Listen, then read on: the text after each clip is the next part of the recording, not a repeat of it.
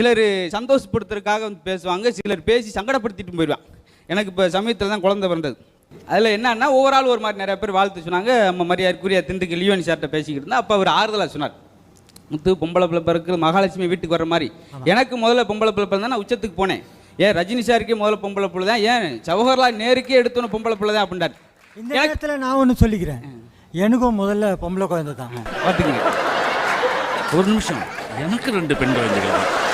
இல்லை கடைசியில் இப்போ டிவியில் பார்த்துட்டு இருக்கிறவங்க சொல்கிறாங்க, அதில் எனக்கும் பெண் குழந்தை, எனக்கும் பெண் குழந்தை. அது எதுக்காக சொல்ல வந்தீங்கன்னா அந்த மாதிரி ஆறுதலாக சொன்னால் எனக்கு சந்தோஷமா இருந்துச்சு. சொல்லிக்கிட்டே இருந்தாங்க. அதுக்கடுத்து எங்கள் ஊரில் ஒரு ஆள் ஃபோன் பண்ணார், முத்து பொம்பளை பிள்ளையாமில்ல, இதே மாதிரி தான் எங்கள் பெரியப்பா பொம்பளை பிள்ளை பிறந்துச்சு, பழனியில் பிச்சை எடுத்துக்கிட்டு இருக்காரு. அடுத்த வரி அதை சண்டால பாவிய, ஆனால் உனக்கு அப்படி இல்லை, மதுரையிலே மீனாட்சி அம்மங்களுக்கு நீ அங்கேயே எடுத்துக்கலாம். கும்பிட்டேன் தாள், ஐயா உன்னை இன்னும் காலையில் பொண்ணு இதுக்காயா பேசுன அப்படின்னு சொல்லி. இல்லை